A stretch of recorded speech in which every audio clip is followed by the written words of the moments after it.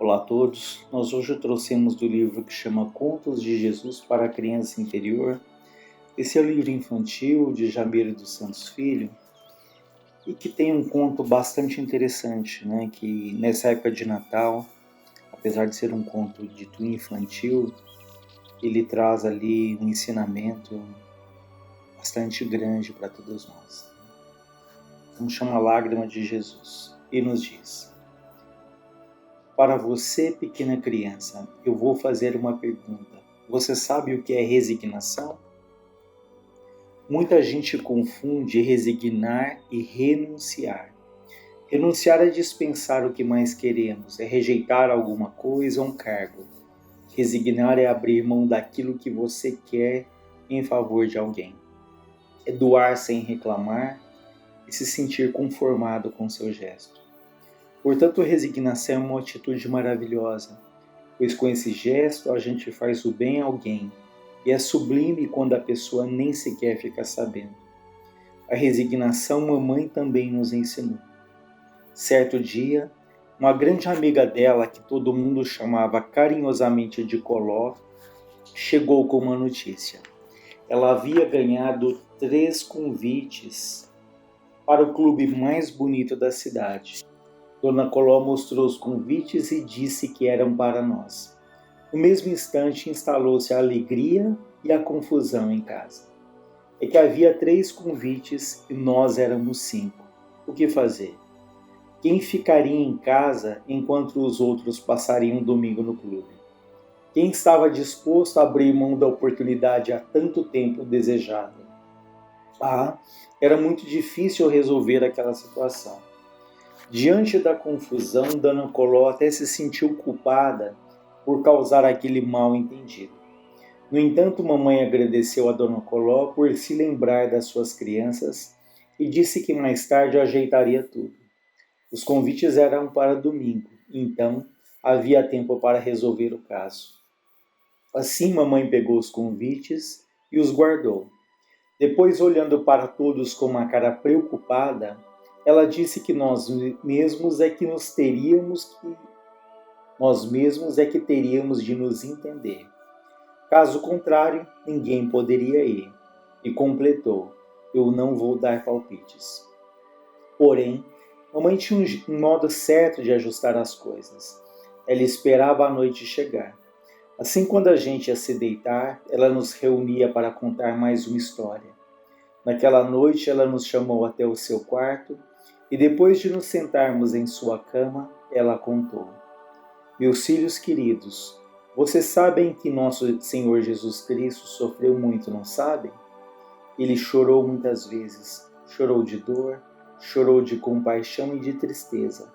Ele chorou de alegria e também chorou de amor. Certa vez, nosso Senhor chorou de emoção ao ver a resignação de uma criança. E foi assim. Naquele tempo, a cidade de Jerusalém era cercada por um grande muro.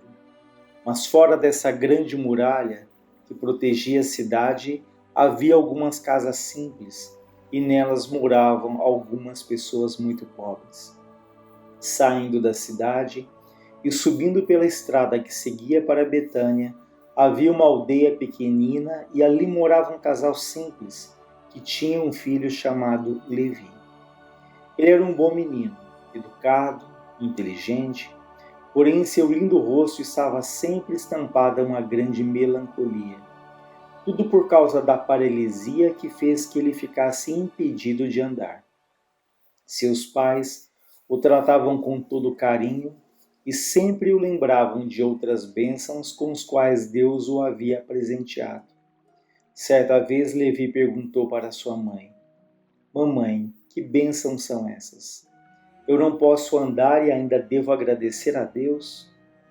Meu filho, a mãe diz, Deus é o nosso Pai misericordioso e não faz nada de errado, entendeu? Se você está assim, deve haver um motivo e devemos apenas confiar em Deus. Observe quantas bênçãos Deus lhe deu. Você pode falar, pode ver e ouvir. Você também pode se alimentar sozinho, pois seus braços são perfeitos.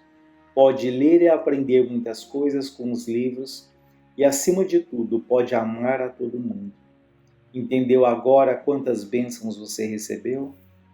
Levi havia entendido, mas em seu coraçãozinho ainda morava a tristeza. O tempo passou e certo dia ele ouviu falar de um profeta que fazia milagres. Imediatamente perguntou quem era aquele homem capaz de fazer milagres e lhe disseram que o seu nome era Jesus de Nazaré.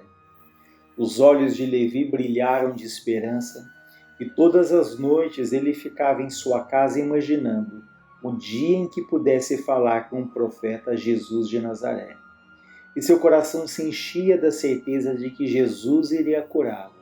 A esperança de Levi esperava por Jesus. Certo dia, todas as pessoas da aldeia acordaram com um sentimento diferente. Uma alegria incontida estava em todos os rostos. Por todos os lados o povo dizia: Jesus de Nazaré passará por aqui, hoje. Levi chorou de emoção ao ouvir aquela notícia. Era sua oportunidade de pedir a cura da doença ao bondoso profeta. Então Levi pediu ao seu pai que o levasse até a beira da estrada, por onde Jesus iria passar, assim poderia falar com ele. Levi e seus pais foram para a beira da estrada. Alguns amigos ajudaram a carregar uma cama improvisada, onde Levi estava acomodado. Ao chegar ao local, o pai de Levi lhe disse: Meu filho, quando Jesus estiver perto de você, chame por ele, está bem? Fale bem alto, se preciso, pode gritar. Peça socorro, diga que deseja a cura da sua doença. Assim, ali deitada em uma cama na beira da estrada, Levi esperava a chegada do Salvador. Enquanto esperava, começou a observar à sua volta e só então percebeu quanto sofrimento maior que o seu havia. Do outro lado da estrada, viu uma menininha sem braços e pensou no quanto ela sofria. Ali perto, um homem segurava em seus braços uma menina com enorme ferida na boca. Viu também uma mulher segurando um garotinho que gritava a todo momento, talvez sentindo uma dor sem fim. Levi percebeu quanta dor e lágrima havia ali na beira da estrada. Mas ao olhar a seu lado, ele notou um menino que chamou ainda mais a sua atenção. Levi calculou que o menino talvez tivesse a sua idade e também era paralítico, mas também era cego e não conseguia falar direito. Por causa da sua doença, ele somente gemia e nada conseguia dizer. Além disso, o menino ficava babando na roupa. Ao lado do menino estava uma atenciosa mulher, era sua mãe, e ela dizia: Meu filhinho, chame Jesus. Mas o menino gemia e não conseguia dizer nada, nem mesmo o nome de Jesus. Então Levi olhou na direção da sua mãe, e seus olhos se encontraram com os dela, e no mesmo instante Levi entendeu as bênçãos que a sua mãe tanto lhe falava. A mãe sorriu, pois sabia no que ele estava pensando. Assim Levi se compadeceu do menino e chorou escondendo suas lágrimas. Passado algum tempo, o povo começou a gritar: É que Jesus de Nazaré estava chegando, e cada um em maior desespero chamava por ele. Todos queriam receber o milagre das mãos de Jesus. Levi notou que Jesus de Nazaré era realmente poderoso, pois ao passar a mão nas pessoas, ficavam curadas imediatamente. Ele viu alguns doentes mentais ficarem sãos, muitas feridas sendo curadas, paralíticos que saíram andando, cegos que começaram a enxergar e mudos começando a falar. Tudo era muito bonito e emocionante. Muitas pessoas não continham a emoção e choravam. Então Jesus de Nazaré foi se aproximando de Levi. E com isso, Levi foi ficando mais emocionado. Quando Jesus chegou bem perto, ele gritou com toda a força por socorro. Mas Levi notou que o menino ao seu lado gemia e não conseguia falar nada. O rosto do garoto estava molhado pelas lágrimas. Quando Jesus parou ao lado de Levi, percebeu que alguém o estava chamando. Ele se virou, chegou bem perto, olhando nos olhos de Levi, perguntou: "Quem me chamou?" Tomado de compaixão, Levi olhou o menino e viu que ele gemia e se contorcia com as mãos estendidas na direção de Jesus. Os olhos de Jesus brilhavam, esperando a resposta. Então Levi disse: "Senhor." Foi ele quem o chamou e apontou para o menino que se contorcia, gemendo e chorando ao mesmo tempo. Nessa hora, a multidão fez silêncio e todos ficaram em expectativa. Jesus olhou longamente para Levi. Depois, Jesus passou a mão na cabeça do menino, que no mesmo instante parou de gemer e ficou curado. O povo gritou de emoção. A mãe do menino se atirou aos pés de Jesus e, em seguida, eles saíram felizes, deixando a cama do menino na beira da estrada. A multidão foi levando Jesus e Levi ficou com lágrimas no rosto. Quando estava se afastando, Jesus olhou para trás e Levi sentiu uma lágrima caindo dos olhos de Jesus. Levi entendeu que aquela lágrima era de gratidão, pois enquanto todos ali estavam para receber alguma coisa, Levi havia se resignado em favor do amiguinho que sofria mais do que ele. Levi voltou carregado para casa, mas mesmo sem receber a desejada cura, Levi estava modificado. Seus pais perceberam um brilho diferente nos seus olhos. Depois daquele dia, Levi não mais deixou a tristeza tomar conta do seu coração, pois sempre que ia dormir, ao fechar os olhos, ele via a lágrima que Jesus havia derramado por causa da sua resignação em favor daquele garotinho. Quando mamãe terminou, todos nós havíamos entendido o recado. No mesmo instante, cada qual foi dizendo um para o outro: "Quem quiser pode ficar com o convite para o clube." Uma das minhas irmãs disse: "Eu nem queria ir ao clube mesmo, podem ir vocês."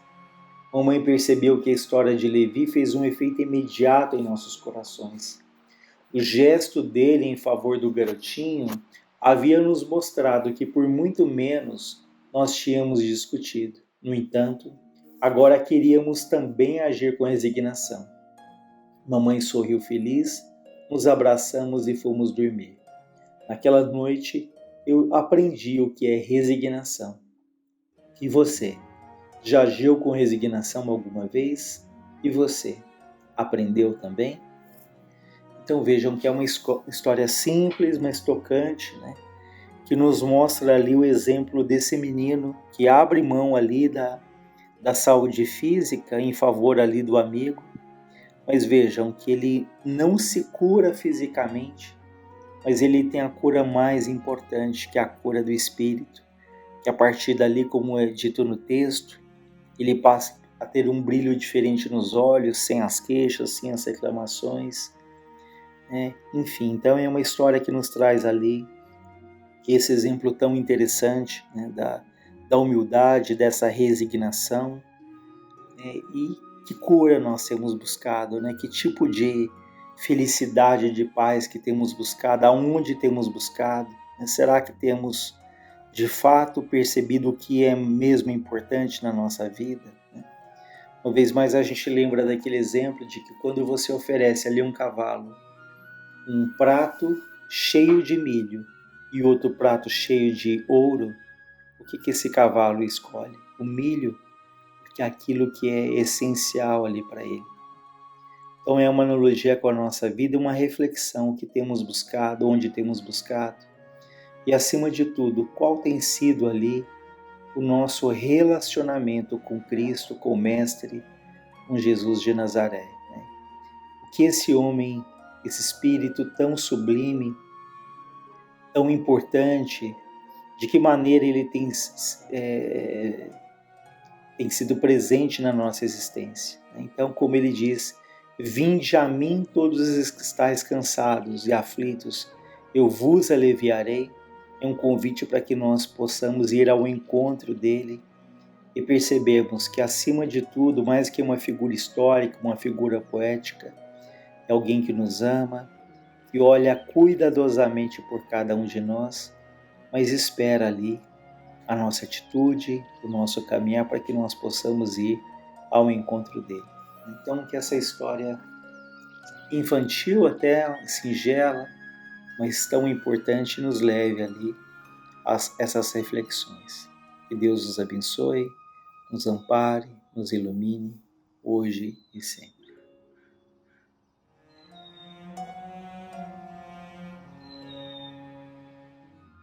Saudações a todos.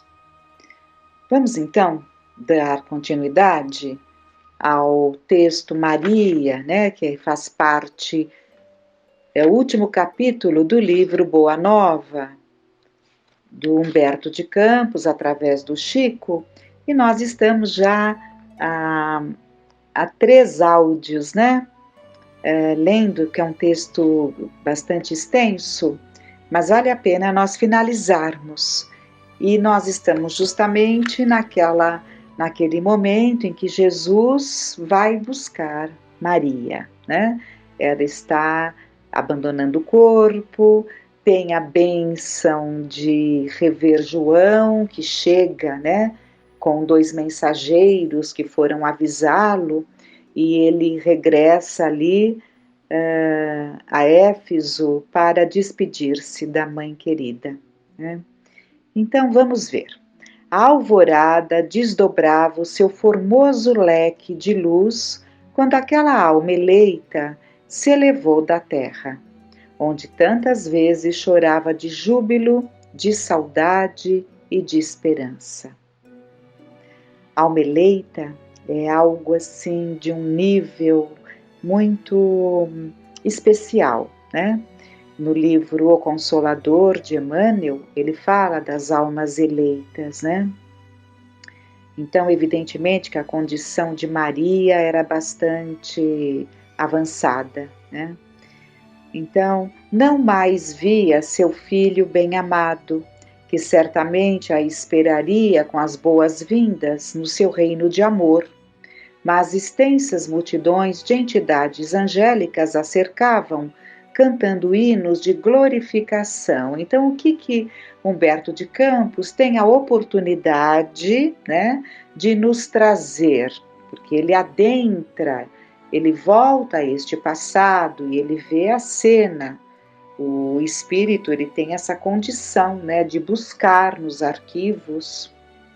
E esses arquivos, há determinadas formas de se buscar, inclusive nas ondas do éter, porque tudo que já está vivenciado caminha nas ondas de luz, né? E um estudioso pode buscar esse tempo. E há outras formas, né? Outras tantas formas desconhecidas por nós, é um campo bastante vasto, mas nebuloso para o nosso entendimento. O fato é que, como espírito, né, recebe a permissão de adentrar neste passado, né? E neste passado, então, ele nos traz essas situações.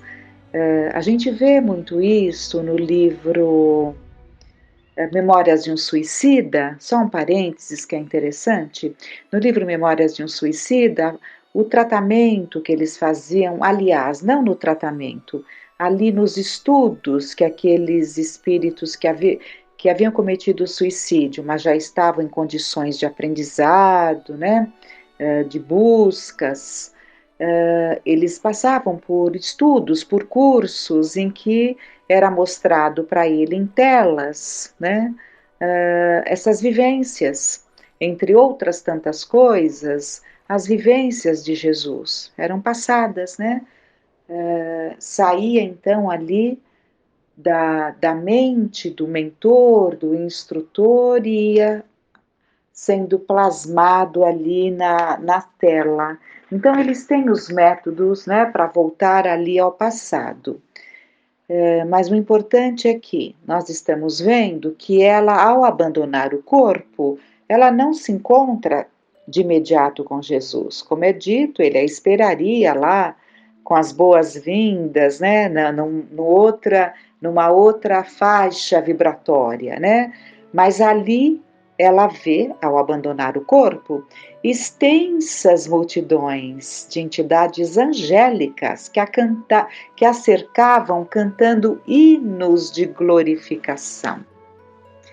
Experimentando a sensação de se estar afastando do mundo, desejou rever a Galileia com seus sítios preferidos. Então, ela estava sentindo que ela estava ascendendo, né? Mas quando ela sente isso, ela sente um desejo de rever a Galileia. Bastou a manifestação de sua vontade para que a conduzissem à região do lago de Genezaré, de maravilhosa beleza. Reviu todos os quadros do apostolado de seu filho, e só agora, observando do alto a paisagem, notava que o Tiberíades, em seus contornos suaves, apresentava a forma quase perfeita de um alaúde, que é um instrumento musical. Lembrou-se, então, de que naquele instrumento da natureza Jesus cantara o mais belo poema de vida e amor, em homenagem a Deus e à humanidade. Aquelas águas mansas, filhas do Jordão marulhoso e calmo, haviam sido as cordas sonoras do cântico evangélico, né? Então, ela observa do alto, né, aquela forma de alaúde e fica ali recordando-se que foi nessa natureza que Jesus trouxe, né, o seu cântico evangélico. E falando em cântico, né, nós vemos referências quando Jesus começava a falar a espíritos, né, que colocam o canto de Jesus, porque nós sabemos que Jesus, nós sabemos bem ultimamente, né, foram feitos vários estudos sobre, debruçados nas passagens de Jesus, dos evangelhos, dos 4 evangelhos, e esses estudiosos verificaram que Jesus falava sempre obedecendo a determinadas métricas. Então, vamos voltar lá aos tempos que estudávamos, né, as métricas dos sonetos, e dependendo ali do tipo de sermão, do tipo de preleção que ele estava fazendo, era um determinado ritmo, né? Então, cada situação tinha ali um determinado ritmo, então era um canto. Então, foi uma coisa que deixaram ali os estudiosos, os pesquisadores, estupefatos, porque né? Como conseguir se falar com métrica e com uma sonoridade, porque a métrica imprime uma sonoridade, por isso que fala-se o canto, né? Por isso que fala-se que ele foi um cantor, porque ele nos trazia a melodia do amor. Mas vamos lá. Dulcíssimas alegrias lhe invadiam o coração, e já a caravana espiritual se dispunha a partir, quando Maria se lembrou dos discípulos perseguidos pela crueldade do mundo e desejou abraçar os que ficariam no Vale das Sombras, à espera das claridades definitivas do reino de Deus. Emitindo esse pensamento, imprimiu novo impulso às multidões espirituais que a seguiam de perto. Então ela pensou, já se sentiu se dirigindo para esse ambiente. Por isso que nós aprendemos ali em Jesus, né? Que onde está o nosso tesouro, estará a nossa alma. Nossa alma está onde está o nosso tesouro, né? A nossa alma está onde está o nosso coração. E o que significa isso? É profundamente divino, como estamos vendo, né? É um deslocamento natural, espontâneo e numa velocidade que não temos como dimensionar. Ela pensou e estava, né? Pensou, estava. Mas isso se dá em todas as situações, né? Então, daí a necessidade de pensarmos sempre no bem, não é? Mas vamos nos ficar aqui no texto. Em poucos instantes, então, seu olhar divisava uma cidade soberba e maravilhosa, espalhada sobre colinas enfeitadas de carros e monumentos que lhe provocavam assombro, né? Que é Roma, a cidade das 7 colinas. Não posso afirmar se era como se chamava essa região, mas corresponde a Roma, né? A cidade das 7 colinas, e era lá que ela estava, né? Que ela se sentiu. Os mármores mais ricos esplendiam nas magnificentes vias públicas onde as liteiras patrícias passavam sem cessar, exibindo pedrarias e peles sustentadas por misérrimos escravos. Mais alguns momentos e seu olhar descobria outra multidão guardada a ferros em escuros calabouços. Penetrou os sombrios cárceres do Esquilino, onde centenas de rostos amargurados retratavam padecimentos atrozes. Os condenados experimentavam no coração um consolo desconhecido, né? Então, quando ela se vê nessa cidade dos Césares, né, que é Roma, sim, é Roma, já se denominava Roma, né, o que é novo é a Itália, que não faz tanto tempo assim, né, que ficou definido ali o território da Itália. Então, o que ela está percebendo essa situação das patrícias andando nas liteiras, né? O que eram as liteiras? Os escravos carregavam, né? As patrícias que exibiam ali as pedrarias, as peles, né? Sustentadas por misérrimos escravos. E depois ela foi acompanhando e entrou nos cárceres do Esquilino. Então, são 7 colinas, né? E uma dessas colinas é o Esquilino. E ela se viu nessa colina, onde centenas de rostos amargurados retratavam padecimentos atrozes. Então, como ela desencarna, eu acho que até já comentamos isso, como ela desencarna já com idade muito avançada, esse grupo que ela vê não foi o primeiro grupo em que partiu a esposa de Emmanuel, né? A Lívia, esposa do Públio Lentulus, porque isso foi anterior, né? Mas essa perseguição se sucedeu e ficou cada vez mais atroz, né? Então Maria se aproximou de um a um, participou de suas angústias e orou com as suas preces, cheias de sofrimento e confiança. Sentiu-se mãe daquela assembleia de torturados pela injustiça do mundo. Espalhou a claridade misericordiosa de seu espírito entre aquelas fisionomias pálidas e tristes. Eram anciães que confiavam no Cristo, mulheres que por ele haviam desprezado o conforto do lar, jovens que depunham no Evangelho do Reino toda a sua esperança. Maria aliviou-lhes o coração e, antes de partir, sinceramente desejou deixar-lhes, nos espíritos abatidos, uma lembrança perene. Então, esses cristãos, eles eram encontrados nas catacumbas, porque eles se reuniam para estudar, né? Se reuniam, inclusive, Evidentemente, assim como o Espiritismo é uma revivência do cristianismo, havia lá entre esses participantes aqueles que eram inspirados, aqueles que eram médiums e se faziam portadores ali das palavras de espíritos, então, e eram presos, né?